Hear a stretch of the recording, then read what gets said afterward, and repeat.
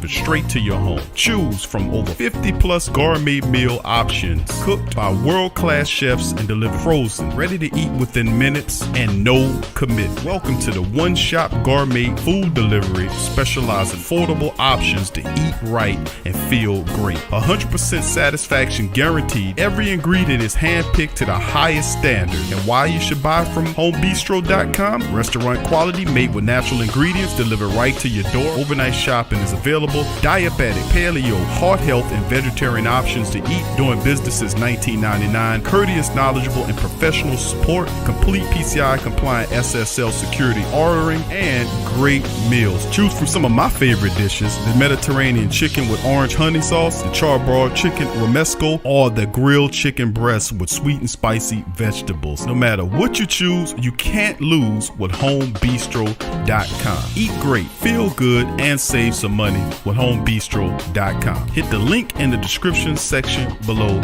for more information.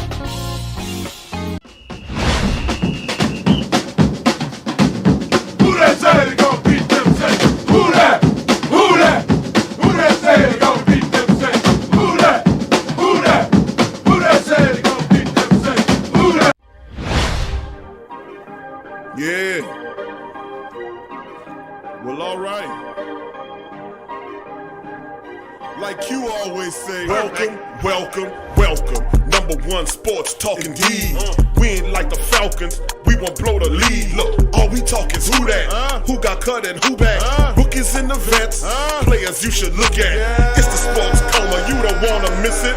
Got the pre-game, party, post-game statistics. Get a visit from Sway, maybe DC or 5. It's the hottest thing smoking, Big Q and the guys. Go to YouTube Live, make sure you subscribe. Interviews inside the Saints locker room high. Talk to Drew, Jordan, Zach, Peyton, New Orleans, who that nation. Best believe when I say we bleed gold and black. Ain't a miracle or rivalry could ever hold us back. No, Beastquake, Bounty Gate, let the truth be told. It's the sports coma, all we know is say Super Bowl. Yeah. You're listening to the Sports Coma with Big Q and the guys on the PRO Media Network.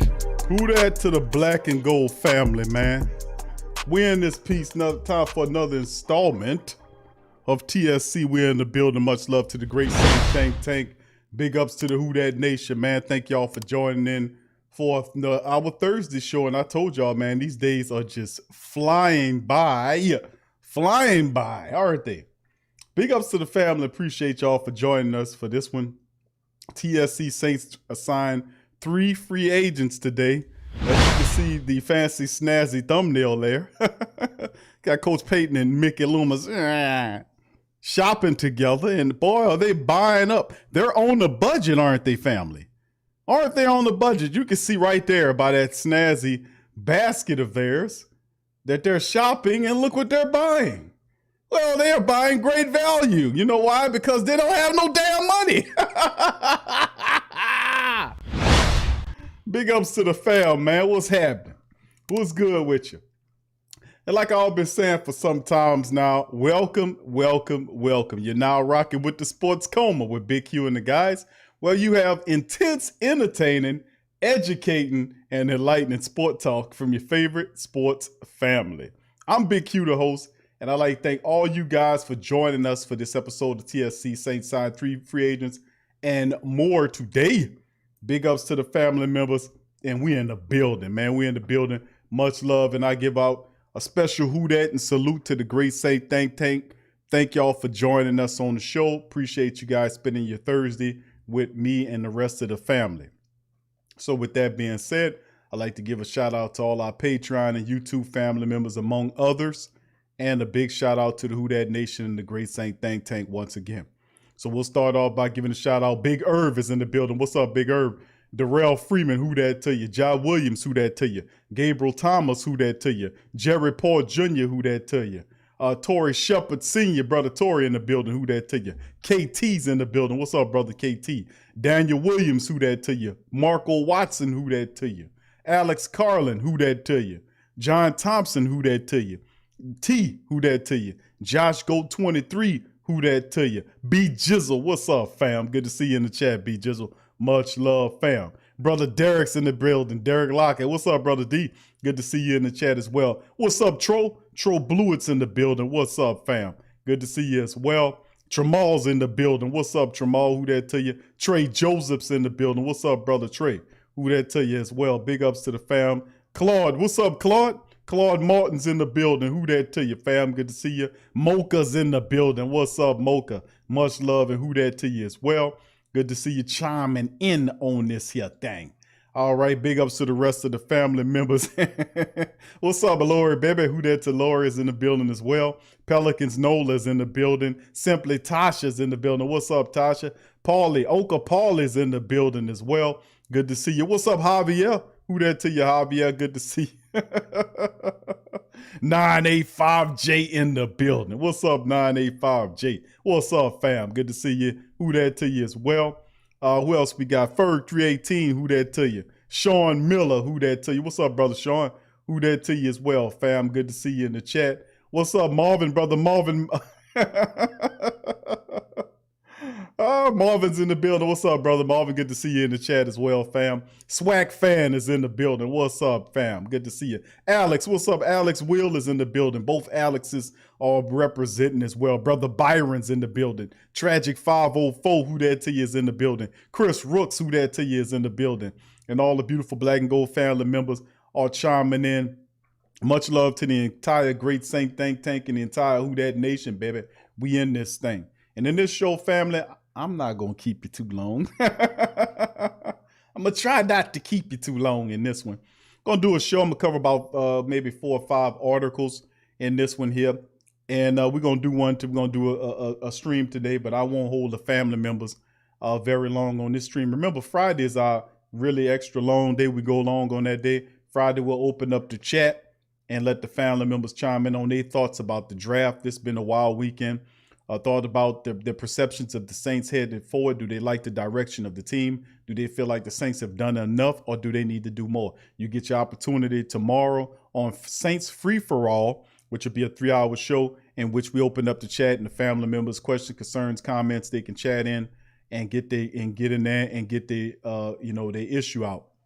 So that'll be tomorrow. I appreciate the family members. Iceman, what's up, fam? Who that to Iceman? Say, hey, Big Q, do you think winning all the NFC South crowns could have the vice versa effect on Sean's legacy? I think his legacy is cemented to the entire Who Dat Nation. You mean, unfortunately, we don't have a lot of winning culture going back in the day, a lot of losing culture, going way back in the day. But with Coach Payton's legacy is firmly entrenched in the Who Dat Nation. He won them their only Super Bowl, and that will mean more than any of the, anything else. Unfortunately, that'll see. Now, I'd say Payton's great enough and good enough where he should be having multiple Super Bowls, but a lot of stuff didn't shape up that way. When you have a tandem like Drew and Coach Payton, when they were together, we should have produced at least 2 Super Bowls. It just didn't happen that way. We just didn't take care of business when we were supposed to. We won a lot of games in the regular season, but almost like the Peyton Mannings of the playoffs. Do the Peyton Manning, you can tear everybody's ass up in the regular season, but when the playoffs come on, you get stepped out of there in 2 rounds or better. So I mean, it was just a miserable failure of the team overall the last several years that we couldn't get to a Super Bowl. And I think a lot of things could be said about that, but I think Sean Payton's legacy is already cemented in the minds of the great Saint Think Tank and the Who Dat Nation. And he's considered one of the top 5 best quarterbacks in the NFL. I think nothing's really hurting Coach Payton's legacy unless he really just bottoms out the last 4 or 5 years, which would signify the game is passing him by. But I don't have such an inclination about Coach Payton. I think ultimately, in the long run, a lot of things that get in Coach Payton's way is Coach Payton. If Coach Payton will rely more on his staff insofar as allowing Pete Carmichael to call the offensive plays, I think he can become a better head coach because he can be able to actually watch the defense and how his defense plays and be able to do what he used to do back in the day, which is have that little notebook out where he used to write down who did this wrong and that wrong. He needs to give up the play calling duties to his offensive coordinator so he can become a head coach, in my opinion. But outside of that, I think his legacy is pretty much cemented regardless of what he does now and into the future. And, we'll just see how it shakes. Thanks for the question, Ice Man. Big ups to you. All right, big ups to the rest of the family members as well. Thank y'all for being here. All right, brother Marvin asking the question with Marvin. He said, I'm a big Trill Williams fan. He's a baby back. Yeah, Trill Williams is excellent, man. A lot of people don't know who Trill Williams is yet, but they will. Trust me on that. They will know who he is sooner or later. Could play either cornerback or safety. Big guy, 6'3", 200 plus pounds. He has a lot of skill, and I'm very happy that the Saints were able to get Trill Williams in the secondary. He will be a player in the future for the Saints. I guarantee it. Channeling my inner Justin Wilson. All right, what's up, Seth? Who that to you? Seth says, Q, did we sign a Notre Dame running back? No, we didn't. No, we didn't, sir. No, we did not. Let's see who else. Well, we have a fullback. We'll go over the particulars. I don't know what college is he from, but we'll go over that if that's what you're talking about. But to my knowledge, we haven't. Oh, Cooler. What's up, oh, Cooler? Who that to your fam? Good to see you in the chat. I'm asking the great same thing, tanking the Who That Nation. Please hit the like button if you guys hadn't hit it. Smash that like button right now. It's free. It don't cost you nothing. Just to do it, just effort to smash upon it. So, like I've been saying, fam, we're going to get into the news, notes, and items. I got 4 articles I want to go over with you guys today. Like I said, I'm not going to be holding you guys very long in this episode of The Coma. I'm not going to hold you long. I'm going to go over some stuff with you in this one, and then I'm going to turn you loose. What's up, Colorado? Who that to you, fam? So how was your day? My day was good. Very good, Colorado. Good to appreciate you asking. Day was pretty good, man, as usual. Very beautiful day today. Today was pretty good. I hope yours was the same. He said yours is good too. Thank you for asking. I'm glad to hear that. All right. And then Lewis, what's up, Lewis? Who that to your fam? Good to see you. What's up, brother Greg? Greg Wright said, who that pro? Sorry, I'm late. Liked in here. Good to see brother Greg in the building. Who that to you? Brother Dedrick is in the building as well. Good to see brother Dedrick. He says it will be a damn shame if the undrafted free agents outshine our draft picks. We'll see. It'll be interesting. B. Jizzle says Stevie Scott, running back from Indiana. Dude's nice. Check him out when you get a chance. Hope he makes the team. Yeah, I was talking about him, brother B. Jizzle. He is excellent. He's a pretty hell of a, he's a bowling ball, man. Use a stiff arm. You run over. You got a little speed to him. Can handle the ball. He even catch the ball a little bit out the backfield. So a good call on that, B. Jizzle. All right, Rodney. What's up, brother Rodney? Who that to your fam? Good to see you in the chat. What's up, that dude though? That one dude though. What's up, fam? Good to see you in the chat. Appreciate you chiming in on this piece. Who else I missed? Brother Dedrick. What's up, brother Dedrick? Who that to your fam? Good to see you there. Seth says, Q, I've seen where Nick Underhill posted the Saints training camp schedule. I was wondering about. Yeah, I got that available. It ain't coming from Underhill. It's coming from somebody else, but I do have the information for you. And it's a good thing you mentioned that, man, because I have it here with all that information, because that's the next thing. Like, okay, now that the draft is over, we got the undrafted guys. We signing some great value canned goods here. Now what's the next thing, Q? Where's training camp? I got all that coming up for you to educate the great Saint think tank as well. So thank you, Seth. What's up, brother Mario? Good to see brother Mario in the building. Big ups to brother Mario and the rest of the family members. Appreciate y'all being in the live stream. What's up, Dustin? Who that to Dustin as well? Dustin Nelson in the building and the entire Great Saint Think Tank. Please hit the like button, family, if you hadn't already done so. And we get this damn thing rolling, baby. We in the building. So with that being said, fam, we're going to jump right on into it. The Saints signed 3 free agents ahead of rookie mini camps, and we got several articles covering said free agents as well. Getting a little bit more intricate. Saints add another speedy wide receiver, another fullback, and a defensive tackle to the camp. New Orleans Saints have signed wide receiver, hope I pronounce his name right, Aesop Winston, fullback Sutton Smith, and defensive tackle Albert Huggins. Now, Winston's a former Washington State Cougar, is signing a deal with New Orleans. He caught 137 passes with 19 touchdowns in 26 games with the Cougars, impressing to work out with the club this morning. Will report back to New Orleans next week for rookie minicamp, which kicks off the Saints on May the 14th. So there go one of the information. I'm going to get more particular into it. Winston most recently spent time with the Rams in their training camp.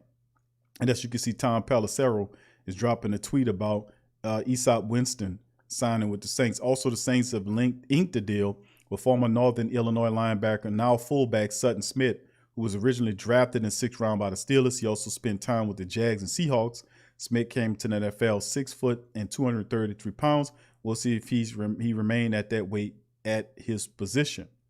As you can see, Triplet dropped that tweet. Saints are signing fullback Sutton Smith. Now, Sutton Smith's coming in as a person that will compete with Alex Armah. Now, if you watch Sutton Smith plays, he's kind of a brutish fullback as well, could do a little bit of things. Power is his game.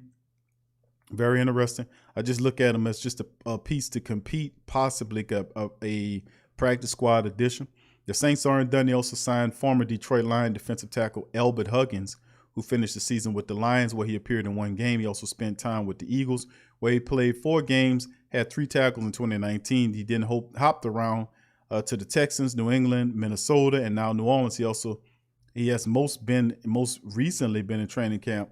He has mostly been in training camp, body in good depth. Noteworthy is that he is a 2-time college football national champion with Clemson in 2016 and 2018. The Saints have now added multiple players that will compete in training camp for a spot on the team. For the first time in a long time, the Saints have positions on the team that are up for grabs. Sutton Smith adds a competition for newly signed Saints fullback Alex Armah. The Saints have high hopes for Aesop Winston, who will try to find a role on a team that is pretty thin at wide receiver position, and Huggins can add depth to a team with a young and inexperienced interior. So that's some of the 3 players that are signed, and this one was brought to us by Cornell Street Chronicles writer Brendan Ertl. And as we get into it, if we go to Times-Picayune article that goes a little bit more into Huggins, and these are mostly what's up, Revolt? Who that to Revolt? This is mostly just, our kids from time to time, and I I go on my Great Value canned goods meals. But this is pretty much what this says. I was looking for some more signings. I was looking for maybe some guy that can be a little bit more impactful to the interior defensive line that can possibly push people. Geno Atkins, guys like that. Or when you look at wide receivers, people's thinking maybe Golden Tate to help as a veteran. I get you. And then, of course, they're still looking for that cornerback. Well, the Saints haven't done anything to open or free up money. They still have not issued extensions to Ramczyk or Lattimore, which could free north of $15 million real fast if they did that. If they believed in Marcus Williams to the fact of tagging him, maybe they should extend him for 3 years and open up an additional $7-8 million that can be added on top of that and free over $20 million in salary cap, so you can go out and get experience depth that can help your young guys. So you don't just have a bunch of, if younger guys at the position, you want the Geno Atkinsons of the world to kind of, help the team along as the young players develop. But the Saints say, okay, Q, you want some free agents? We're going to sign somebody? We're going to sign somebody. We got Derek Huggins. And don't see nobody hugging his ass because all the teams he went to. I mean, Mark's third, his team's third Thursday signing. Now, he's a Clemson defensive tackle, according to what his agent saying. This is from Amy. And Times-Picayune. Huggins went undrafted in 2019 and has bounced around the league since then, having been with the Texans, Eagles, Patriots, Lions, and Vikings. God damn, man. I didn't know they had that many days in a week. This dude been with everybody. Most recently, he was with the Lions, spending the latter portion of the 2020 season with the team. He played in 1 game for Detroit last season, then I record any statistics. Before that, he played in 4 games for the Eagles and tallied 3 tackles and a quarterback hit. With Huggins on the fold, the Saints now have 7 interior defensive linemen on the roster. The others are Onyemata, Tuttle, Glasgow, Roach, Dalton, and rookie Bronson. Now, the thing about this is they're talking about defensive tackles. I've often, and I keep saying until I see different, is that I do believe Tanu, the guy from the Kansas City Chiefs, will be an interior defensive lineman, not so much an outside or edge rusher. Doesn't make any sense to me for him to stay at edge, being that the Saints drafted a first-round draft pick in Peyton Turner. They still got Carl Granderson there. They're going to develop those youngsters and get better. That makes all the sense to me why Tanu should slide next to David Onyemata. He's more experienced than any other defensive lineman that you got playing for your team. You mean to tell me Shy Tuttle and the rest of those guys are going to start on top of him? For real? We're just going to be that blind? But they're paying attention to the depth charts as shown by different teams. They're not using their imagination and common sense. That's what makes the Great Saint Think Tank great. We look at stuff and we peer at it with commonsensical and we're a little satirical wit, but at the same time, we use our goddamn brains over here. That's why it's called the Great Saint Think Tank. It involves rubbing brain cells together to create ideas. And the reality is none of these guys that they have listed that are Glasgow and all these other fellas have more experience than Tanu who they got from Kansas City. That's why I'm saying he was starting for Kansas City. He played at the interior end. He played inside and he played outside, but they did use him a lot inside. He's 6'7", 290. You don't think he plays next to Onyemata? So I mean, we'll see how it all shakes. But at the end of the day, I think he plays more of a factor in the interior of the Saints defensive line as well. Now, the Saints have 82 players on the roster, including the other 2 that they signed Thursday, Aesop Winston and fullback Sutton Smith. These are special teams guys. But I can appreciate the fact that Coach Payton is looking to add speed to the team to help out. But this Huggins guy, man, nobody hugging his ass. He been all over the place, so we'll see. Just mostly a practice squad interior defensive lineman. We'll see. And of course, we keep it moving. It's the same thing with the other undrafted guys as well. But getting the wide receivers, I watched some tape on this guy. He's pretty fast. And it'll be interesting. Saints have a series of very fast wide receivers. This Watson kid is another guy Winston kid is another guy that comes on to help the Saints in that capacity. It'll be fun watching the Saints speedy wide receivers as they develop in their mean-ass vertical game to go along with the rugged, hardcore running attack that the Saints have had now for the last several years. And this year, you'll see the Saints really hammer the ball this year using Kamara, Latavius Murray, Ty Montgomery. It's going to be awesome. I would even say that the Saints carry 4 active running backs into the season. Whether Sean Payton runs them like Shanahan used to do them, I doubt that. He'll heavily rely on Elvin Kamara. And you'll see packages where you see Ty Montgomery in there. With Elvin Kamara, you'll see Latavius come out there as well. But the key and point that you'll see Coach Payton run the ball a lot next year because he can't rely or over-rely on Drew Brees anymore because Drew's not there. So he'll have to trust the running game, which did really well for us last year, breaking all kind of records. Hopefully he can continue to do that because there's success there. And then, of course, off the play action, we'll be able to get vertical as the safeties creep in to stop the run. We go up top their head. So, I mean, I applaud that. All right, let's move on to the next one here. And this one's Richard Sherman interest in 3 NFL teams here. And they're saying that. Now, of course, I reported yesterday that Casey Hayward, who's a former Green Bay and LA Charger cornerback, signed with the Raiders, which was a downer to me because I really like Casey Hayward. I thought you can get him cheaper than what you would have get Richard Sherman. And I still say the Saints are in the area of looking for a veteran cornerback, based on commentary and just the feel of it. So is that in the personage of Richard Sherman? I mean, there are other guys like Brashard Breeland, but is Brashard Breeland a starting level cornerback at this stage of his career or just quality depth or just a starter in small increments? Not too many starter level cornerbacks are left out in free agency. And then, of course, how you going to sign Richard Sherman? You don't have no money. You still haven't issued out the extensions. You had all the time in the world to do it, and you just been sitting on your ass. You ain't doing nothing. That stuff should have done prior to the draft so you can have the money to go after free agents after the draft to accentuate the talent of the offense or the defense, the special teams, or what you had. So, I mean, I just think we're dragging on a lot of stuff. But anyway, Richard Sherman interested in 3 NFL teams. This is about Riley Gates of 24/7 Sports, who says a 5-time All-Pro selection. Richard Sherman is currently a free agent on the market looking for a new home to play. Smart Money says he goes back to Seattle. Thank you, Kyle. Thank you, Kyle. Becomes a member. Thank you, Kyle, for becoming a member. Appreciate your family. Much love to Brother Kyle. Thank you. And much love and appreciate it. Kendall, what's up, Brother Kendall? Who that to you, fam? Good to see you. Brother Todd, who that to you as well. Good to see you. Brother William Dickerson in the building. Big ups to your fam as well. Seth says, Q, I didn't know who he was, but the kid, Quan Baker, I like him. Good size there. He's 6'1". He's a 4'4" guy. Yeah, in the 40. I know.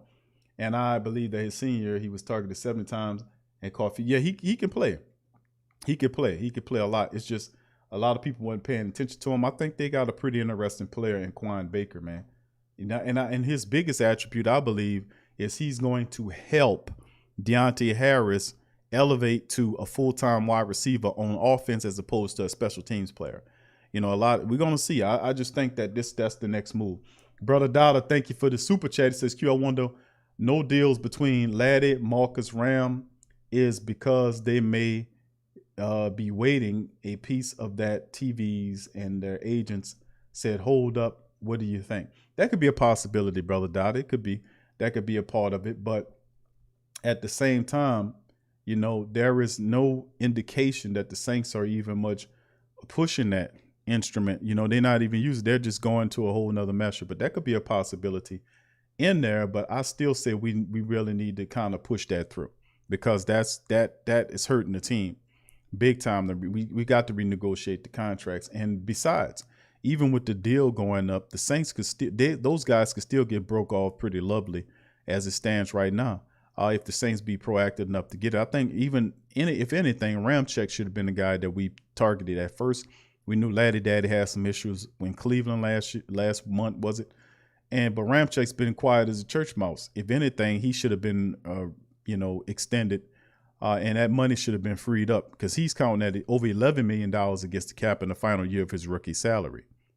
You got Laddie Daddy over 10, and then of course the tag on Marcus Williams is 10.5. which is over $31 million between all three players just being held up.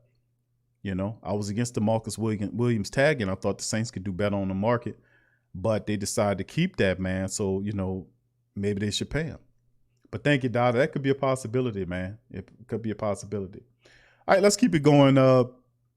Richard Sherman's currently a free agent on the market, looking for a new home to play this 11th season NFL on Wednesday morning. A former 5th-round pick out of Stanford joined ESPN's First Take to discuss his plans. Sherman was asked about the possibility of return to Seattle. His response is always in the cards. Sherman said of joining the he says of joining the Seahawks, I spent my entire offseason in Seattle. That's where I live. That's where my family is. So it's never out of the cards, obviously. Coach Carroll, Pete Carroll, I have conversations throughout the offseason. Everything just needs to shake out right. They're still figuring things out. I'm still figuring things out, but it's definitely not out of the cards. Another team that has been rumored to be involved in Sherman free agency is the Saints. Sherman said he thinks he would be a good fit in New Orleans, but noted he doesn't think the Saints need him. Well, I beg to differ. We need a veteran. I really didn't want it to be Richard Sherman, but really, they done got so late, and they done dragged their ass so much on this stuff to the point where we ain't got a choice, fam. I mean, we don't have a choice. It's going to have to be Richard Sherman if you want a quality level starting cornerback. I mean, all of the good cornerbacks, the starting level cornerbacks, are pretty much off the board, to be honest with you. We dragged our ass. Casey Hayward was one of the last ones they have. Now, of course, they have a few other guys you're interested in, but they're not starter level or long-term options at the starter level position. And you know what I mean? You might have a guy like we talk about Brashard Breeland, who's there, but I don't know. But what happened with them is they just dragged it. They should have went after Casey Hayward. But obviously Chris Richard been there, makes a huge difference for me. But they just drafted a corner in the 3rd round, and they've got a great secondary for a while. I don't think they get enough credit. They've been a fantastic defense for a long time, so I think it'll be a hand in glove fit. They run a great scheme. They're in a really tough competitive division. Almost all divisions in the NFC are pretty tough these days.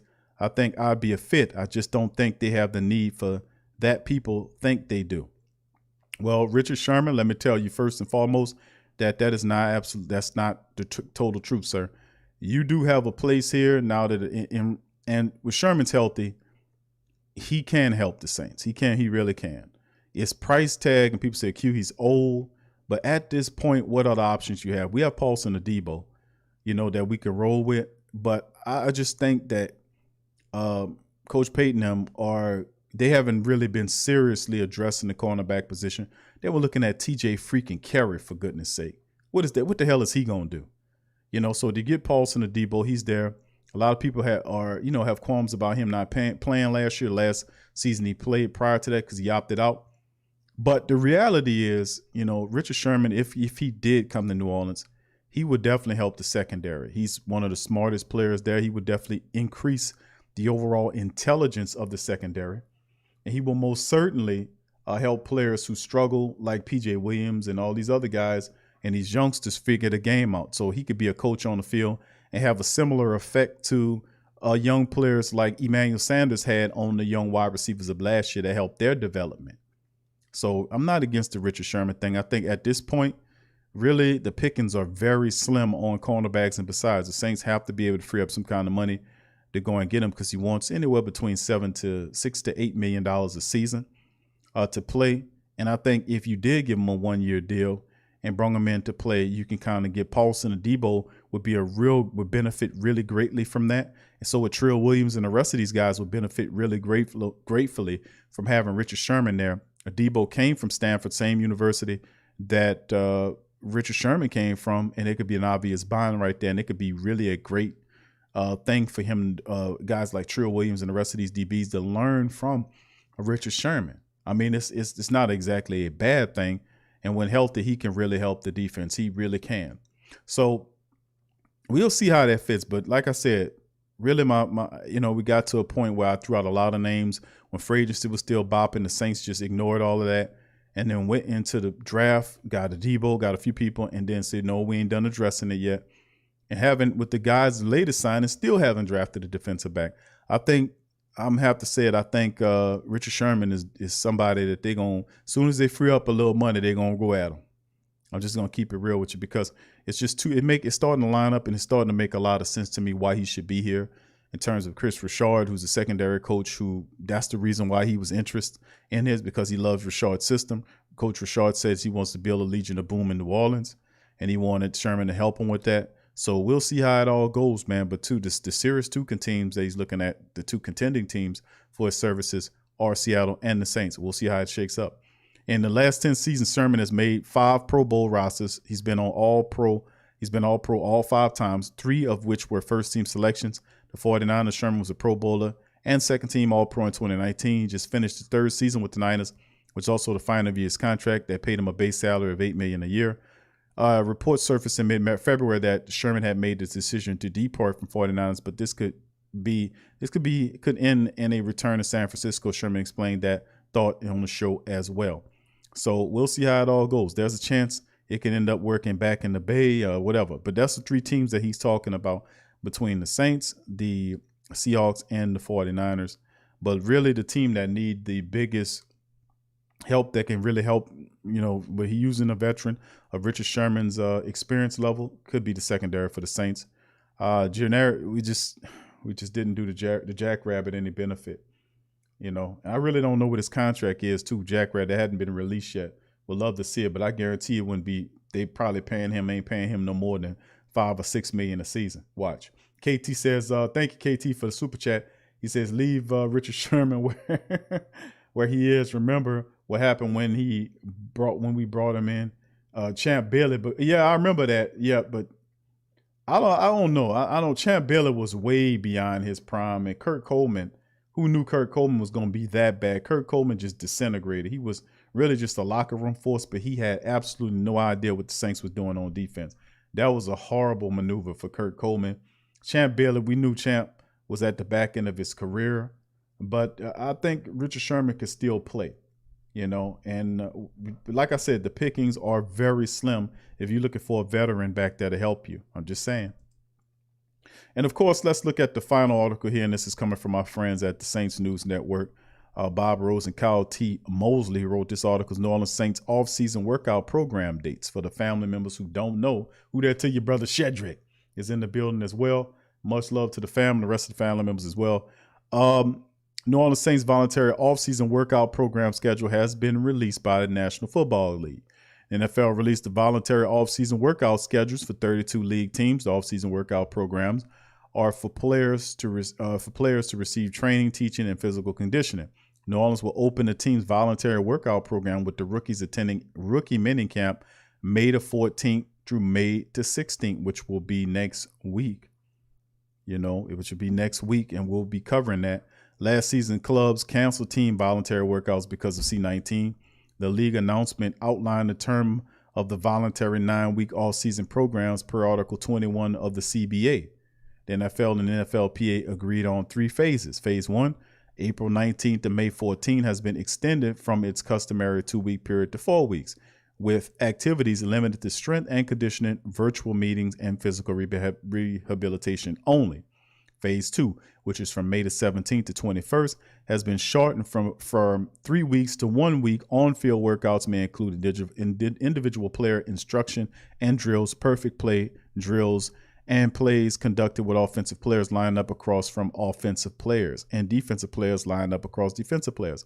with each group permitted to align 11 or fewer players across from 11 or fewer players. Players on one side of the ball may execute a play, but players on the opposite side of the ball may not initiate contact with or attempt to impede the progress of players who are running the play. All such drills must be conducted at an acceptable walk-through pace, like a Pro Bowl practice. Phase 3, May the 24th to June 18th, remains its customary 4 weeks in length. Beginning in Phase 3, clubs may conduct in-person meetings and classroom instruction subject to C-19 testing cadences, tracking, facility access, and other protocols. During Phase 3, teams may conduct a total of 10 days of organized team practice activity, or OTA. No live contact is permitted, but 7-on-7, 9-on-7, and 11-on-11 drills are permitted. Now, Article 22 of the CBA stipulates that clubs may hold one mandatory minicamp for veterans. This minicamp noted below must occur during Phase 3 of the offseason program. Each club may hold a rookie football development program for a period of 7 weeks, which in 21 may begin on May the 17th. During this period, no activities may be held on weekends, with the exception of one post-NFL draft rookie minicamp, which may be conducted on either the first or second weekend following the draft. And here's the schedule broken down so people can see it without all the rigmarole. There it is. For the families who want to know, Q, what's the next dates? These are the next dates, letting you know what you need to be looking out for. New Orleans Saints off-season workout calendar is as follows. Program: OTA off-season workouts May the 25th through to May the 27th, and June the 1st through the 3rd, and then June the 7th to the 10th. Mandatory mini camps is June the 15th through the 17th, and then the rookie mini camp is May 14th through May 16th. So these dates are subject to change at the discretion of the Saints organization, so we just have to keep an eye there on it. So there you go. What's up, Josh? Big ups to you, fam. Troy Thompson, who that to you, fam? So this is what it is, fam. This is what it is. These are the workouts. It'll be interesting to see how it goes, man. A lot of rules and regulations happening, man, with the C-19 stuff. And all I can say is it probably will change depending on how it is. If somebody tests for something, then, players can be held out and stuff. We were very fortunate this past season that the Saints wasn't impacted like several other teams were. And we still couldn't get beyond the second round of the playoffs. We were able to do all the other stuff. We just wasn't able to get to the next level. We lost to the team, who we lost to. But hopefully we can have a similar success as what we had last year in the regular season. And in terms of health, getting through that stuff and just keeping it moving. Now, we did have a couple of scares due to Alvin Kamara several times, including on the back end of the season when he went to the club and we had the whole room had to be set down, which he should have got punished hardcore for that. But it is what it is. But these are the dates. So hopefully we can, not give Roger Goodell any ammunition to hit us side of the head with. You know what I mean? But anyway, let's go through these articles again. In summary, Saints signed 3 free agents ahead of rookie minicamps. And for those who don't know, the Saints have signed wide receiver Esap Winston, fullback Sutton Smith, and defensive tackle Albert Huggins. Who? That's right. 3 people that you had never heard of, but that means that you never know. You might hear from them. Winston, the wide receiver, is a former Washington State Cougar, signed a deal with New Orleans. He caught 137 passes, 19 touchdowns, and 26 games with the Cougars, impressing the workout with the Saints, blazing fast, according to what I was reading on this article, that he catches the ball really well. He's very fluid, and the Saints are stockpiling very fast wide receivers to help out kickoffs, stuff like that, punt return kickoff to get Deontay Harris off that special teams. I'm just keeping it real. I keep seeing it. Jalen McCleskey, Esop, they bring in Etwan Baker. And then, of course, you got other people that can help out there. They're trying to get that position away from Marquez Callaway, probably be a guy that keeps doing it. But Deontay Harris, they're trying to give him a promotion off the special teams. And I think that'll be a terrific idea. Also, the Saints inked a deal with Northern Illinois linebacker Sutton Smith, former 6th-round pick by the Steelers. Fullback, really mean player, can block really well. But he's just a guy that will provide competition for Alex Armah. And Armand is athletically, I did watch tape on Sutton Smith. Pretty much a basic fullback, in my opinion, has some athletic ability, but it's a big difference between Alex Armand and Sutton Smith. And of course, the Saints signed Albert Huggins. Nothing really particularly sticks out on film about Huggins. He's a big guy who at times seems like he plays more motivated than others. But he's been with a bunch of different teams, the Texans, Patriots, Vikings, every damn body, the Eagles, the Lions, everybody.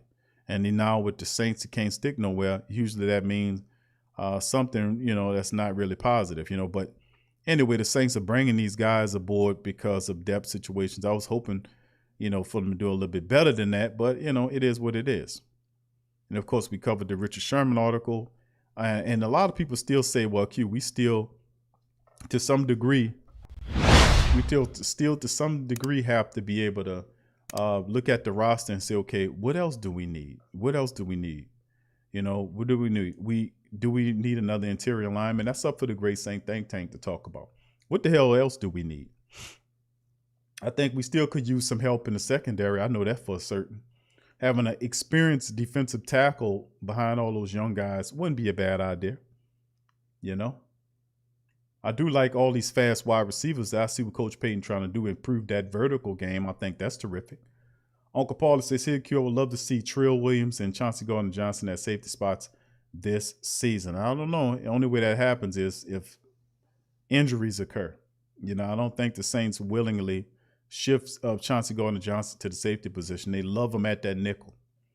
They love him at that nickel. They really do. Inevitable says, we found a replacement for Emmanuel. We found a replacement for Janoris. We haven't found a replacement for Quine.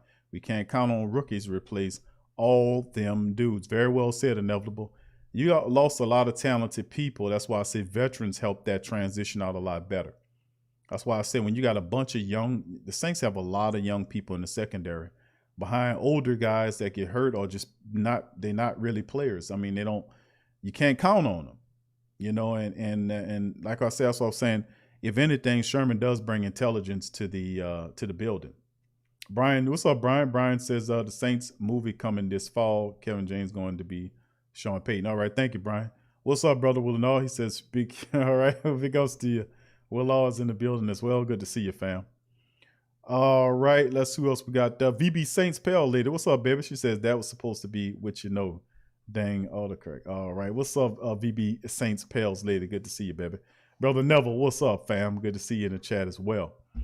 And that's what I was saying, fam, about the Saints. Saints, so where we are right now in the Who Dat Nation, right? This is where we are right now in the Black and Gold Nation. We done went through the draft. We done came out of the draft. We done went into free agency. We went through free agency. We went into the draft. We came out of the draft with undrafted guys, 11 undrafted guys.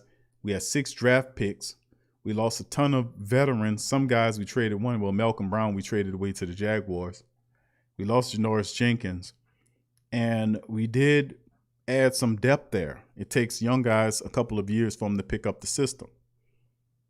But if you look at the Saints roster right now, you got to say to yourself, really defensively is where I'm kind of a little nervous at. In the secondary, and I like these players. I really do. I like the kid out of Wisconsin. I like the kid out of Tennessee. And I like Trill Williams a lot too. But it takes those young guys a time to learn. And I was saying to myself, a guy like Richard Sherman could help out. He could help out. And really it wasn't about Richard Sherman. I really didn't want Richard Sherman, to be honest with you.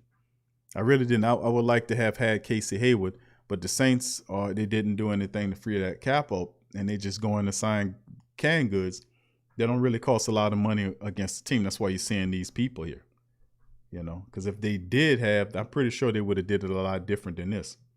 If they had the money, you'd have probably seen a lot heavy-handed or more up-and-tick talent of people coming in here. But we'll see, man, how it shakes at the back end, man. But, the way I look at opposition, what they're doing. And we got to stay ahead of these guys. And I'm like, okay, we can use a guy here or there. But I know 1 or 2, maybe 3 of these undrafted guys are going to step up. It happens every year. They step up, they ball out, in the training camp, but they're seldom used in the regular season. I think that'll change this year based on the secondary members. Like you have Trill Williams there. You have a few of these other guys there. that'll get opportunities because a lot of the guys ahead of them are a little older and could be facing injuries. Now, we did lose Marcus Williams for several games last year and prior to that for injuries that give a young guy an opportunity to step up. We also had Laddie Daddy, who missed several games, and Jack Rabbit missed several games that gave guys behind him opportunity to step up and play. So like I said, there are a lot of opportunities, and especially in the interior defensive line with Shy Tuttle, Ryan Glasgow, Malcolm Roach, those guys, Jalen Dalton, those guys get an opportunity to step up and do, some things as well. Okay, what's up, Ramsey? Who that to your fam? Good to see you in the building as well. Brother Byron says, can't wait for the season schedule release, a few days away.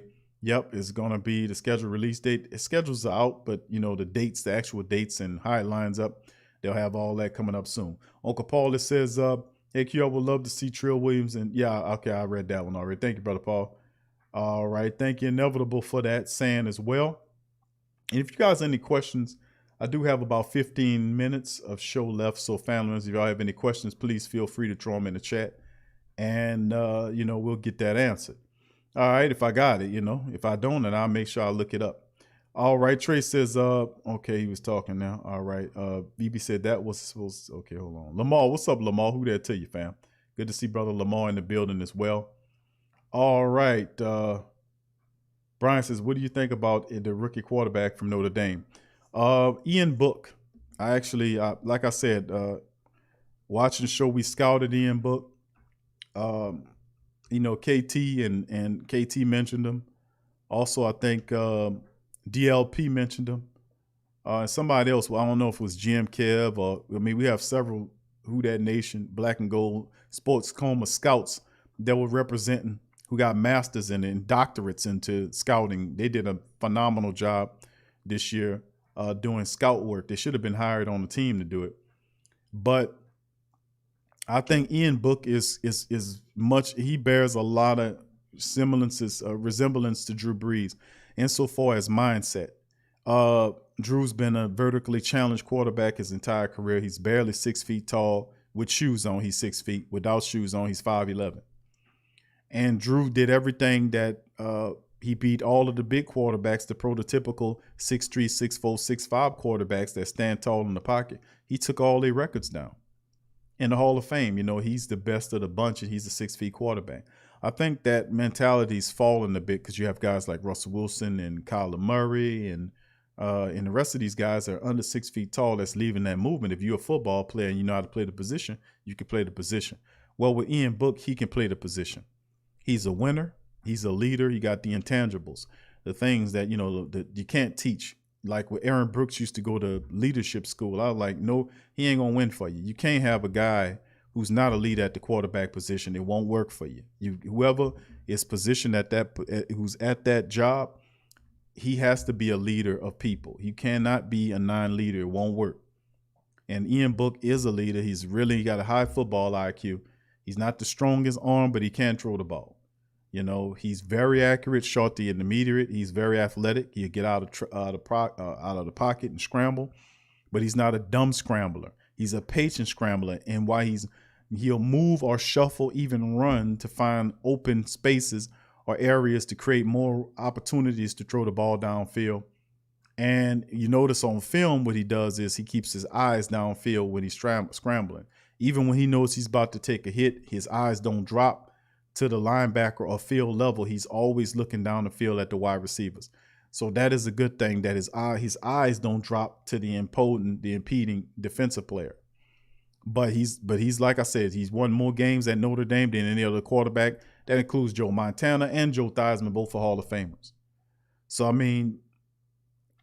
just simply put the tape on. I think he is a good value for the Saints at number 4. I think Coach Payton likes him a lot, and I think this guy is going to help the Saints in a lot of ways. You give him, you got Kamara, you got Mike Thomas here. When he finally comes to realization, he's still going to have Mike Thomas, Elvin Kamara, and many Ryan Ramczyk will be signed. You still have a lot of what Drew had here. You have a lot of these young guys with him, growing with him as well, and the Saints are only going to improve around him. They're going to still be strong. So that's what I think about him. Thanks for the question there, Brian. Thank you. All right, what's up, AXZ Ruthless, OG Trey? What's up, fam? Good to see you in the chat. All right. What's up, brother Derek Cropper? Who that to you? A VB Saints Pale lady said, right, bring Sherman in as an assistant. He could teach the young guys how to use their abilities better. He just can't move like he used to. No, he can't. And I'm for that. I'm about bringing him in. He still wants to play. And like I said, I think he'll be an addition to the secondary simply because he won't let you get away with the stuff that a lot of these other cornerbacks was getting away with, like whipping their head, looking for the ball. He's going to challenge them guys. Richard Sherman's going to come in and he's going to be vocal. You know, he's going to come in and he's going to be a vocal guy. He knows what Coach Richard is doing, and that's why the Saints want him here, because they want to have a coach on the field to translate the principles of what the secondary is about to the guys that's involved with it. Because even though you have Laddie Daddy and Marcus Williams and Malcolm Jenkins, them guys never played in Richard's system. So he's going to be teaching some stuff, similar stuff, but he's going to put his own spin on it. He's going to bring his success into it to make it what it is. And those guys are going to have to learn that to a degree. And Richard Sherman is a guy that knows Richard's system. That's why he wants him here. That's why it was a thought in the first place, because he wants to have somebody that's familiar with his principles that he can then teach to Sherman, and Sherman then give it to the guys on the field or tell them where to line up or whatever.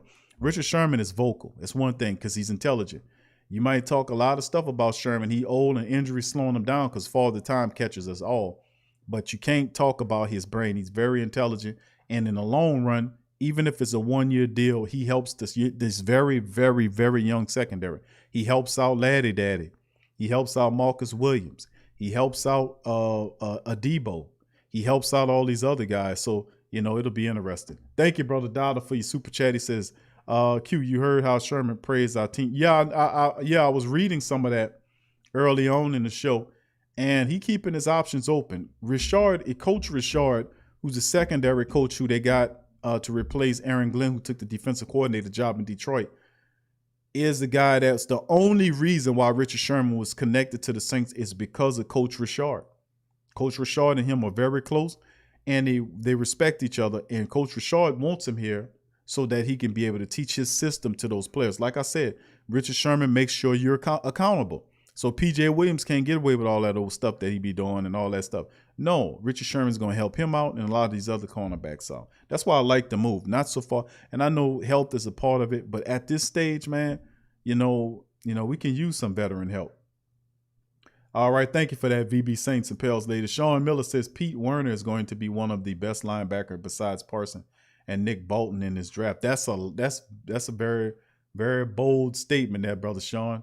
Warner is going to be one of the best. Now, Parsons is a dog.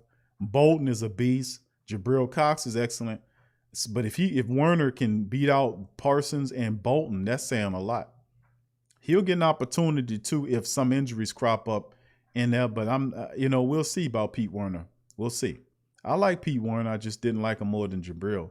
Brian says we did sign a guy from Philadelphia. Yeah, the defensive tackle, I mentioned him. Swag says, if y'all don't hear from me, I'm fighting my face with some beef ribs. All right, beef ribs. I got you. Okay, all right. All right, just as long as you there, fam. All right, let's keep it going. I'm going to read a few more comments, and then I'm going to kind of get on out. Brian says, let's see who else we got here. New Wines. What's up, New Wines?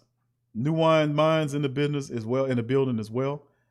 All right, Neville says, Q, with Drew gone, who do you think is the face of the franchise now? Elvin Kamara, Mike Thomas. I mean, Elvin Kamara is probably the face of the franchise, in my opinion. He's the biggest, most popular Saint that there is. After his performance last year, he was the team's MVP, in my opinion.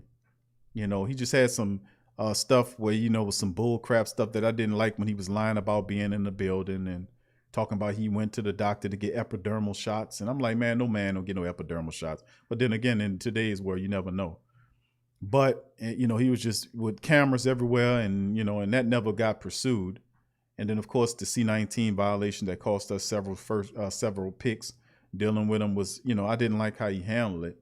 But I also spoke about the fact that that's how it is when you got to keep a respect in that building. He's in his 20s, and you got Coach Payton over 50. Ain't nowhere in the world you should be calling Coach Payton by his first name. I come from the old school, man. And these young players got to understand, even if the man said, call me this, you still call him mister. That's a respect thing. But he calling him Sean. I ain't like that from the get-go. Because if you calling him Sean, you're gonna be disrespecting the piss out of him. Because soon that's what he did. You don't disrespect somebody you don't go against somebody you respect. If somebody you respect tell you something, you're gonna listen the majority of the time. And that was and really when you feeling yourself, and that's what it was. He was feeling himself last year, like I can do this. I'm such and such. I'm lead. I carry 70% of the team. Sometimes it's good to show you that you're not the team by sitting you down or taking the game plan away from you for a game or so, or giving it to this other guy. Or if you screw around like what he did, punish him by making him lose games or sitting his ass down for a game. You see what I'm saying? It's ways to deal with this where you don't have to get nasty, but you got to make players, I don't care who they are, make them understand that you're not bigger than the team. And that's a part of it, and that's how I see it. But I think Alvin Kamara is the face of the team. Behind him is Michael Thomas. And right now it's going to be like that until you find a quarterback. I don't think it's Jameis. I think it's Alvin Kamara, because the team is going to go based on how far Alvin Kamara take them with the running game, because the running game will be the central point of the offense next year. And they're going to get that ball to Alvin Kamara 8 ways to 2. So you're going to see. And Mike Thomas will make a resurgence, but he's not. The biggest face of the franchise is Alvin Kamara's AK-41. It's him. No doubt about it.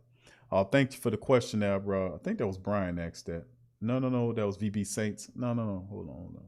Oh, Inevitable. Thank you, Inevitable. Revolt says not more players will be available during and after camp. We still have to get a vet cornerback. You got to free up money, my brother, but you're absolutely right. I'm with you on that. All right. Jamal says Peyton better hope Peyton Turner works out and is not a bust. I think he'll be fine. It just takes a little time to show up. It's best ability, right? Availability. Brian said, here, is there any way Big Q, when the season schedule release, you can make a New Orleans Saints calendar? What's the schedule on each month of the games each month? You can buy from the store. I'll see about that, bro. I mean, that we'll see, because there is a place that I know that do that, and that wouldn't be a bad idea. But of course, I would have to change it, because you couldn't actually use the logos, the images, so I would have to change it to something else with similar, same colors but different. You know what I'm saying? So it'll be a little different, but we can look into it. I give it to the brain trust and roll it around with the rest of the family members and see what they think about it. Thank you for that. KT says, Big Q, does Turner take the starting job from Davenport? I don't think so, bro. I don't think he takes it from Davenport, simply because the Saints put a lot into Davenport and they haven't gotten anything out of Davenport yet. So for the next, if they're picking up that option. So I'll say for the next year or so, Davenport will get every opportunity to ball out. They're gonna give him everything, because his window is a lot shorter than Turner. Turner just got here, and they need to see a return on Davenport. So I would say no. Only way that happens is if perhaps injuries occur again, and Davenport could be out of it, depending on where Granderson is too, because Granderson could possibly step in that role. Or, well, truth says that first round draft picks outshine or way more. I call it way more, not actual weight, but in terms of money and influence to a team that spent the first round draft pick on. Who's more valuable to them, a first round draft pick or undrafted guy?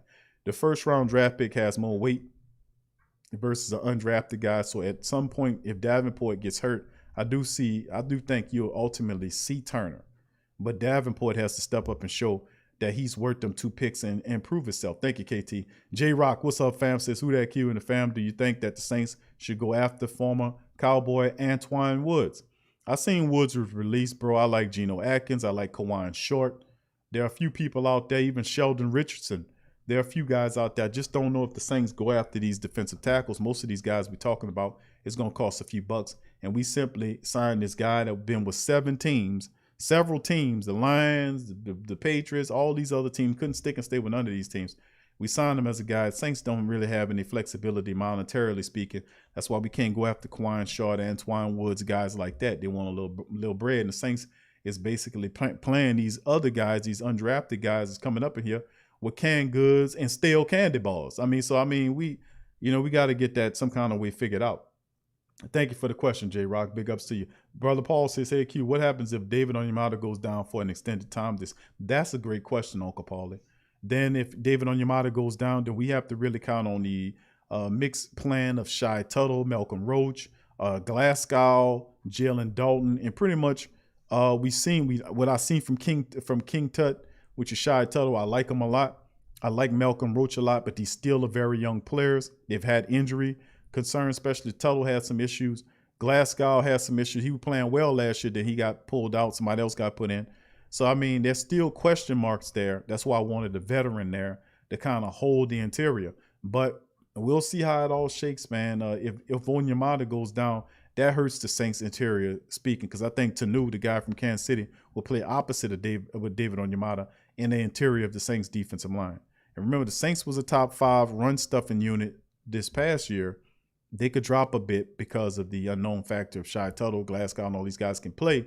But we'll see how all these undrafted guys got to step their game up, But that's why I was saying veteran guy like a Geno Atkins could come in here and kind of help out in a situation like that, kind of help the young guys learn. But, like I said, we simply don't have the money, man, and that's a shame. Thank you, Brother Paul, for that. But that hurts, man. If you lose Cam Jordan, David Onyemata, it works like this. It's guys you cannot lose. And we've been fortunate not to lose these men, but DeMario Davis is at the top of that list. You cannot lose DeMario Davis. You have nothing to replace him with. And what I mean by that is now, you got Zach Bourne and Pete Werner and Caden Ellis. No. Listen to what I'm saying. There is not one. None of them dudes know as much about that Saints defense and can orchestrate that defense than DeMario Davis. He is a valuable resource. That's why Quan Alexander means a lot, because Quan Alexander perhaps could, in short interim, help you with that. But he's also somebody you got to look at. But once the Saints get their money together around training camp, Quan to be ready to go. Perhaps he signs with the Saints. But that's the big stale part about it is, do you go for Quan Alexander or give Zach Bourne the opportunity to learn the job, being that you moved up multiple picks to get him in the 3rd round last year? Do you give him a chance to shine? Because if you bring Quan in, Quan is going to challenge him. Ultimately, Quan takes the job away from him and he sits again.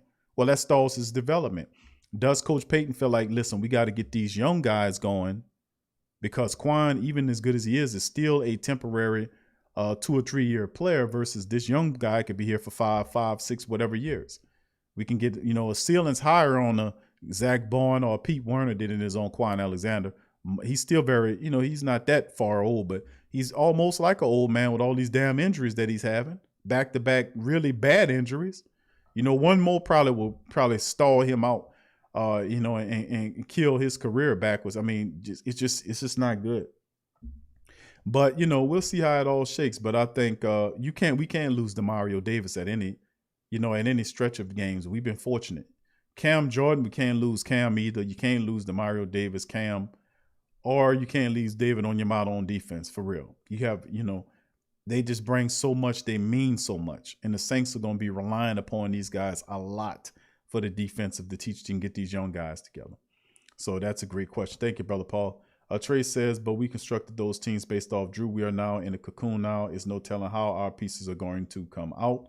Ramsey says, hey, Q, did anybody draft Sam Ehlinger? Yes, the Colts did. The Indianapolis Colts selected Sam Ehlinger.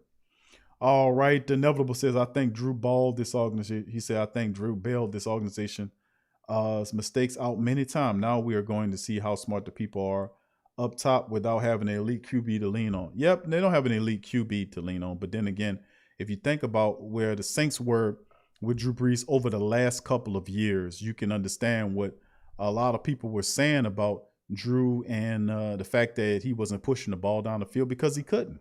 Drew Brees had broken ribs. He had a torn shoulder muscle. All that shit they didn't tell you. They lied to you and told you he had a sore shoulder. Remember that? Now, it's a big difference between a toe-ass shoulder. These damn bastards just liars. See, I'll be trying to point that out.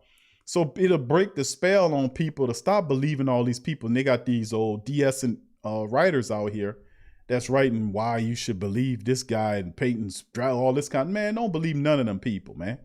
You don't believe none of them, man, because I keep catching them in lies all the time, man.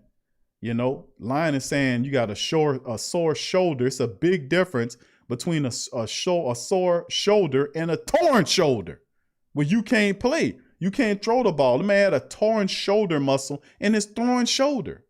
Not his throwing his throwing shoulder.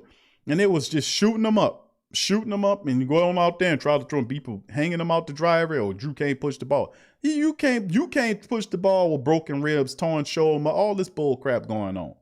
You know, so I mean, I think he got a bad deal. That's why I kept saying, listen, you got a 40-year-old quarterback, man. It's something that comes with that. That's what we kept saying, and I was trying to get people to understand that. Even when they were saying, Q, is he going to go or is he going to stay? What did I kept saying? I said, after he got hurt like that, he's out of here. Because I looked at that dude, there's no way that he can carry on another full season after what happened to him. The last couple of years, he was banged up. He played till he was in his 40s. Very few people do that. You probably won't ever see that again for a guy to play in his 40s and do as good as Drew Brees. You know, you probably won't see that again for a while. You know, so I mean, like I'm saying, you know, I just think Drew Brees did what he could do. But I was saying it when he turned 39 and 40 years old. If you go back and listen to them shows, I've been saying the same stuff.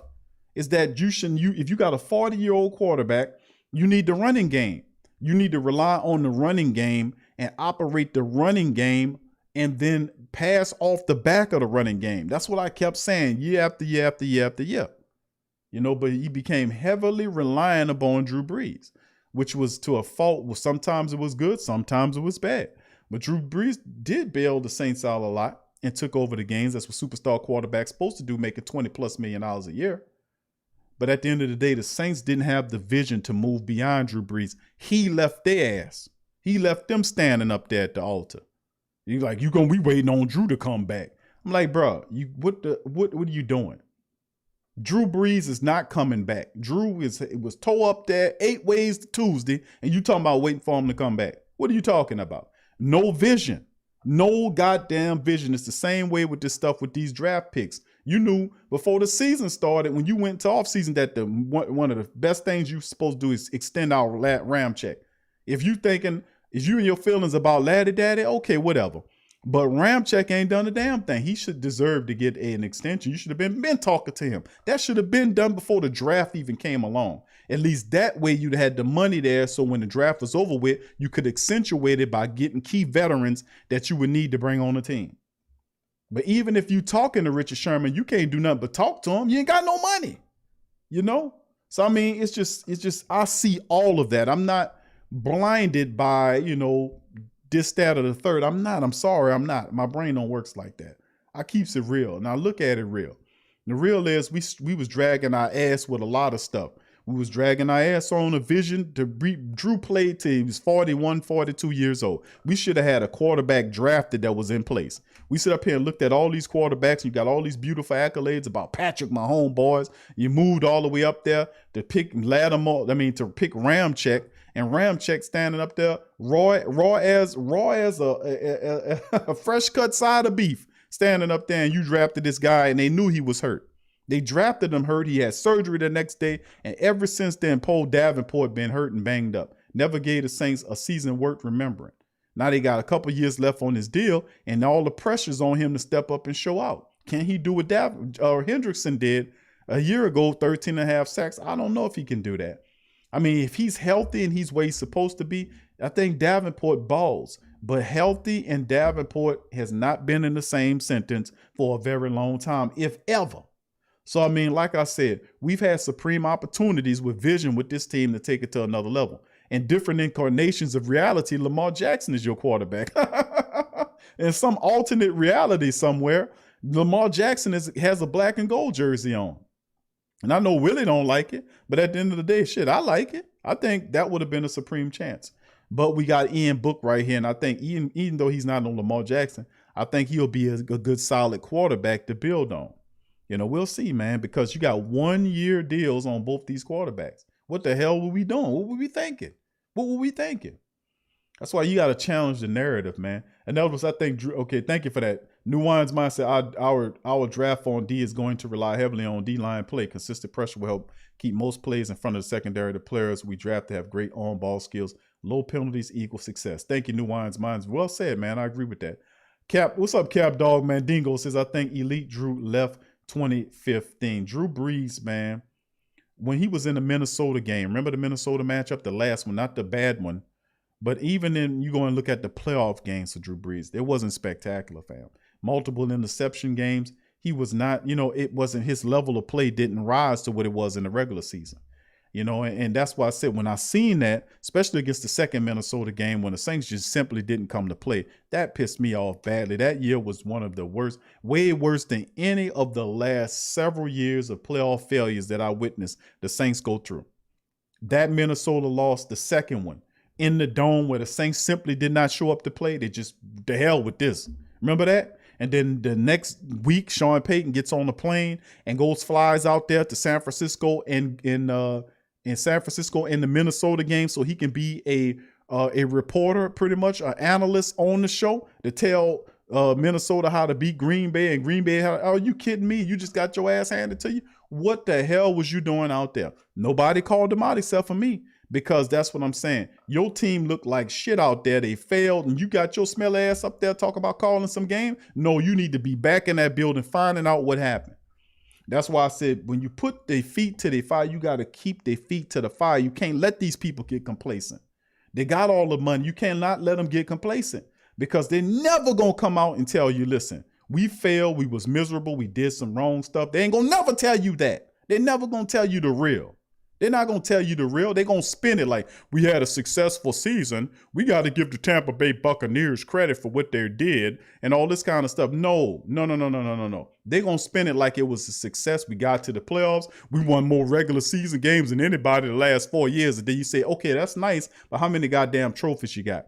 Well, we got 4 NFC South trophies. I ain't talking about NFC South trophies. I'm talking about Super Bowl trophies. How many you got? Well, we got 1 from 10 plus years ago. Is that good enough? No, that's not good enough, bro. That's not success. We playing for big blue chips here, man. That's what we got to demand these people to do. You don't hold them up and you let them sit their ass back there with their feet up and get complacent. You ain't going to win a guy. You just going to keep being happy with regular season wins. It's got, at some point, we got to keep the pressure and the flame on them. We got to keep the heat up on them. You cannot let them get complacent. You can't. That's why I'm against soft-ass media personalities aggreciating to people when they need to ask the hardcore questions. You don't have to be mean, but at the same time, ask the questions that the people want to know. Ask them. And if he get mad, I don't give a damn if you get mad or not. If you get mad, that means you don't have no answers to the questions that we want to know. Why you still calling the plays and you got an offensive coordinator right there? What's going on right there? Why didn't you take, and this other, it's more and more that you never going to get the answer to. They're too scared. They shit in their pants. They need diapers when they go up there to talk to Sean. Talk to Peyton. It's just terrible, man. Hayabusa, what's up, says, who's your dark horse for 2021 Q? I'm going with Trill Williams. That's a good call, bro.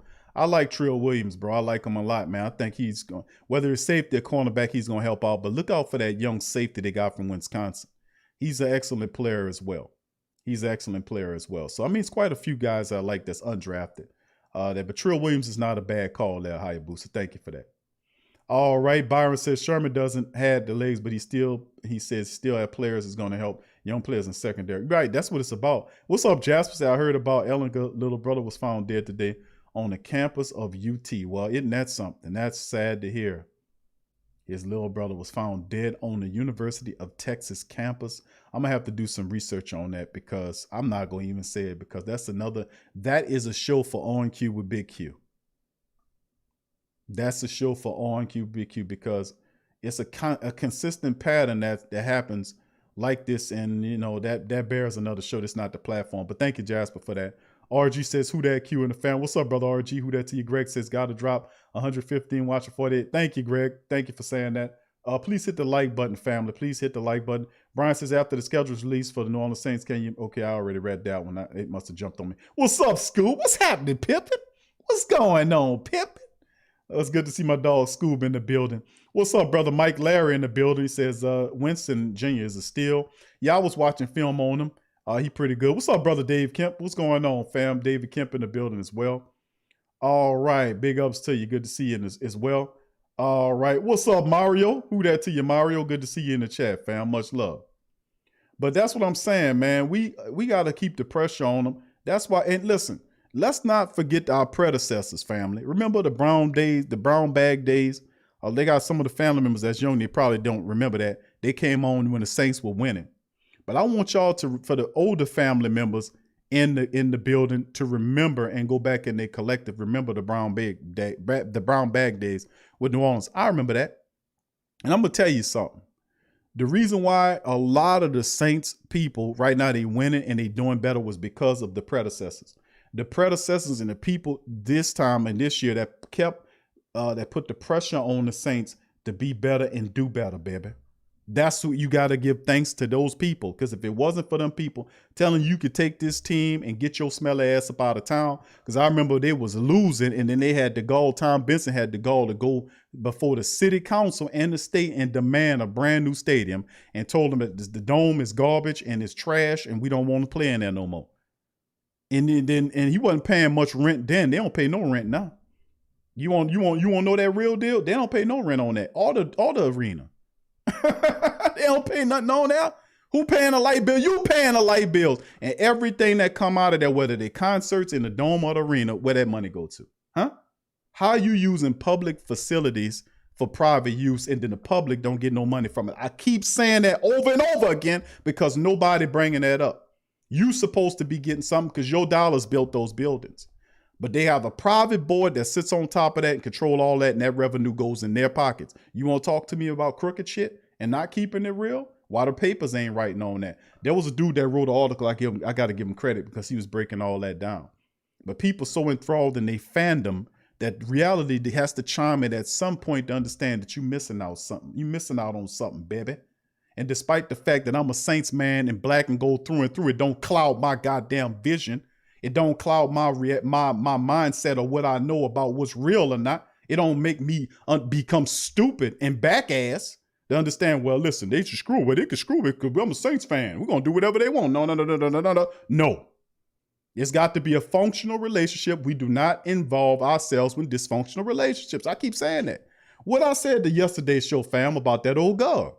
If that old girl don't want your ass, you leave that old girl alone. We got to leave that old girl alone and get you a new old girl. There are plenty of new old girls out there. If one don't treat you right, somebody will, baby. And that's the thing. Then the thing is also is one don't treat you right, somebody else will. That's how it works, baby. Door closed, window open. Some cases, door closed, the next door open. And it don't have to be a window. Why a door when the door closed, the window open? What kind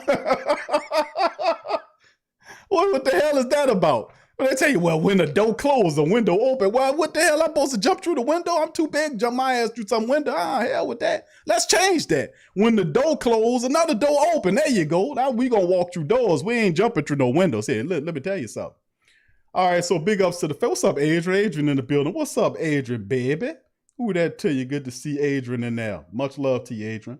That's a busy woman right there, man. Let's give a mighty who that to Adrian, man. Adrian is a busy lady. Good to see Adrian in the building. Much love to you, Adrian. Adrian. JT, what's up, brother? JT, who that to you as well, man. Willie, what's up, brother Willie? Kelvin, what's up, fam? Who that to you? And the rest of the family members. Oh, good to see Scoob, man. My brother Scoob in the building. Good to see you, Scoob. What's happening, pimpin'? What's happening? All right, big ups to you and the rest of the family members as well, man. That old girl, baby. That old girl. Let me tell you something. They got a lot of great old girls out there. Let me tell you something, baby.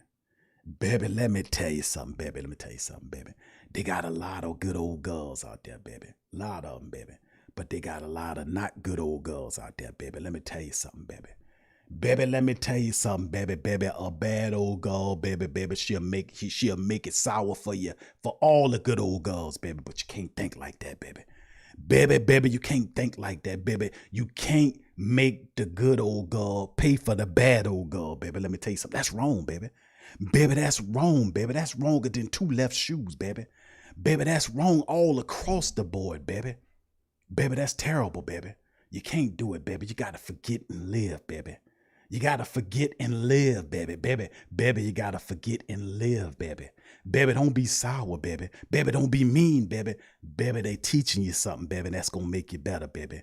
Baby, that's getting you ready for the next level of things, baby. Baby, don't be mad, baby. Just understand, baby, that that's what you had to learn, baby, and keep it moving, baby. Who that?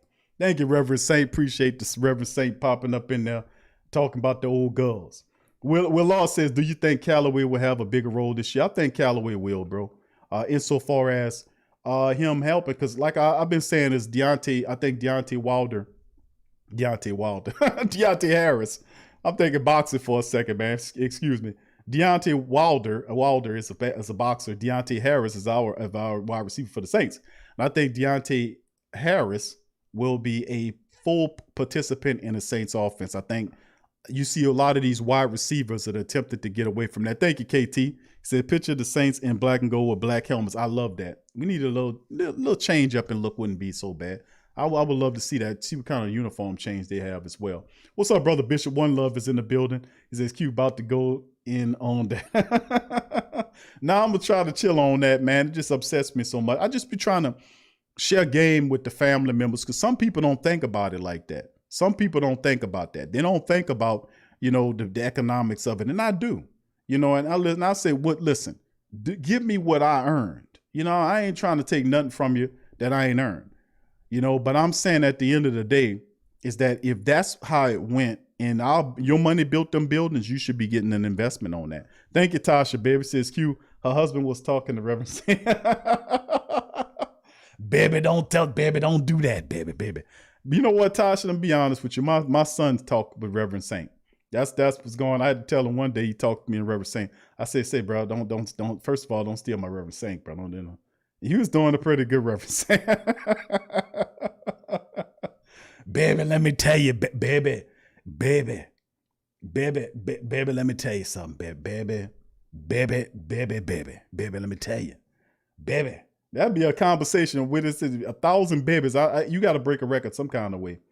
And Swade asked me, said, what's the name of the guy from Cash Money? I don't know, baby. Is it baby? Yeah, that's it. It's crazy. But anyway, appreciate you, Tasha, for your super chat. Much love to you. All right. But yeah, I think Deontay Harris should get a fuller role. And I think Marquez Callaway is a big part of the Saints' success wide receiver. I knew he was going to be special because he had speed, he had size. And what made him really spectacular is the fact that he would go up and catch those contested balls and come down with it. That was a niche of his, and I knew that he would excel in the Saints offense. And really, when they talk about we need wide receivers and all that kind of stuff, I disagree. Deontay Harris, Marquez Callaway, even to a degree, LaJordan Humphreys is there. LaJordan might not be the fastest guy in the world, but LaJordan is very elusive. He's good. He's a good yak man, yards after catch man. If you ever watch him play and he catches the ball, sure hands, he's not very fast, but he jukes and jobs. It takes one or more people to bring him down. A lot of people sleeping on LaJordan Humphrey. But he's a guy that's there. Juwan Johnson has potential to switch between wide receiver and tight end. He's an excellent blocker, could be a red zone weapon. Saints have a lot of interesting, and then of course you have guys like Baker that they brought in with the 7th-round pick. He's 6'1". He ain't no little guy now. 6'1", 205 pounds, 4.44 in the 40, baby. That's pretty smoking good. And you had that speed with Deontay Harris, Callaway, Traquan Smith, who's another people we overlooking. Traquan Smith. I think Traquan balls this year simply because the Saints operating with a vertical offense. That's his strong suit. And by the fact that Coach Payton made him play inside all those years to toughen him up, you're going to see the best incarnation of Traquan Smith. The only thing that holds Traquan up is the injuries because he's been bitten by the injury bug as well, too. So we got to watch that as well. So that's my thought, but I got a lot of love for Marquez Callaway. I think he'll be a tremendous player for us with many years to come, All right, big ups to the rest of Darrell says, Q, can I get a B-Day shout out? It was just, okay, Darrell, who that to you, fam? Let's give Darrell Freeman a shout out, man, for his birthday. Much love to Darrell, man. Happy who that birthday to brother Darrell Freeman, man. Good to hear you. And a good happy birthday to Darrell. Let's give a happy who that black and gold birthday to brother Darrell Freeman. Happy birthday to you, my friend. All right, Derek Cropper says look out for Derek Sting out of LSU next year for the Saints. Stingley, yep. We have to go and get him. I mean, he's gonna be a top 5 pick. If he comes out, Stingley would be excellent. But Eli Ricks is another fantastic guy. But Stingley, yeah. How about that, man? He'll be coming out next year. Just as long as he don't end up in the NFC South. Watch he ends up in the NFC South. They all end up in the NFC South. We can't get all of these guys. They always end up in the NFC South. They always do. We got to deal with Kyle Pitts now. Man, it's amazing. And so we got to deal with this guy now with them. It's just, we got Terrence Marshall Jr. with Carolina now. You got Kyle Pitts running around with Atlanta now. These guys always end up in the NFC South, and we got to always contend with them, man. That's why I be like, just draft these guys so we don't have to go up against them. You know, but hey, man, whatever. All right, big ups to the rest of the family members as they congratulating Brother Darrell. Man, y'all the greatest. Derek Hennessy, who that to you, Brother D? Good to see you in the chat. Kai the Great, what's up, Kai? Says LaJordan, Callaway, Deontay, Traquan, and rookie Quan Baker going ball out this upcoming season. Real talk. Thank you for that, Kai. And who that to you as well. All right, and in the Great Saint Think Tank, giving the brother some love and some shots, man. That's how we do it here. What's up, Brother Bishop? Brother Bishop, one love. If I ain't give you a shout out, man, much love to you. And that's going to do it for the show, fam. I'd like to thank all of you guys for chiming in today. Like I said, I wasn't going to try to hold you guys too long. It's about an hour and a half. But anyway, we had fun, didn't we? But I'd like to thank all the family members for chiming in on this show today. Much love to you guys. We appreciate you for stopping by. Remember, tomorrow we'll be back Friday for our Friday Free for All show. We'll probably start up a little earlier. We got the Pelicans tomorrow as well. We got the Pelican post-game report that'll be on tomorrow, recapping the Pelicans and Philadelphia 76ers matchup. That's on our Pelican post-game report channel. You just put that in the search box for YouTube and it'll pull you up, or go to the link description section below. Also, if you want to help out the platform, feel free to join our Patreon, patreon.com/the PRO Media Network, patreon.com//the PRO Media Network. Link in the description section for that as well. You can also join our YouTube member page or Patreon to get unlocked content. TSC Q&A Live is our Patreon show we do every Tuesday, you know, for the family members as well. We also, for our Patreon side, we got our news show called On Q with Big Q, where we keeps it real. We talks about stuff like what we talk about with the dome and all, a lot deeper. When we talked about what happened with, what's his name? Ellinger with his brother. We gets all into that kind of stuff, man. So anyway, with that being said, fam, I appreciate y'all for chiming in. Well, let me get this one. What's up, Damien? Who that to my brother Damien in the building? Ramsey says, hey, Q, do you think they gave Keith Washington Jr. a look at cornerback? I think Keith Washington was doing an excellent job last year. He was getting interceptions every day. I mean, every day he had an interception, and he didn't play not one time in the regular season, which was messed up to me. But, you know, that just goes to show you some of these guys be balling out and they don't get the opportunity to play. You can't ask them to ball out and then you don't bring them on the team. And then you bring on the team a guy that wasn't balling out. That don't make no sense. You know, you got to put the ballers on the team, and the ballers make the team, and the stallers don't make the team. It's ballers and stallers. We don't want no stallers on this damn team. We want all ballers, and I think Keith Washington is a baller. Thank you, Ramsey, for that. So with that being said, man, thank you, Brother Byron. Appreciate all the family members for chiming in. Y'all be safe.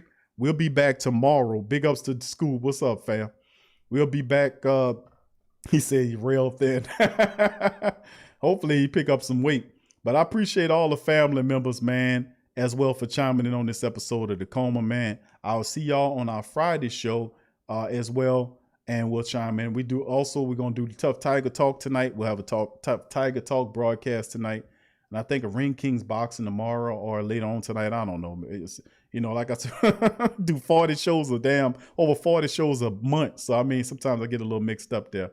So with that being said, I'm going to scoot out on that. I love y'all. I appreciate y'all for joining me with the show. And I'll see y'all tomorrow. Who that to you? Yeah. Well, all right. Like you always say, welcome, welcome, welcome. Number one sports talking D. We ain't like the Falcons, we won't blow the lead. Look, all we talk is who that, who got cut and who back. Rookies and the vets, players you should look at. It's the sports coma, you don't wanna miss it. Got the pre-game, party, post-game statistics. Get a visit from Sway, maybe DC or Fly. It's the hottest thing smoking, Big Q and the guys. Go to YouTube Live, make sure you subscribe. Interviews inside the Saints locker room high. Talk to Drew, Jordan, Zach, Peyton, New Orleans, who that nation? Best believe when I say we bleed gold and black. Ain't a miracle or rivalry could ever hold us back. No, Beastquake, Bounty Gate, let the truth be told. It's the sports coma, all we know is Saints Super Bowl. Yeah.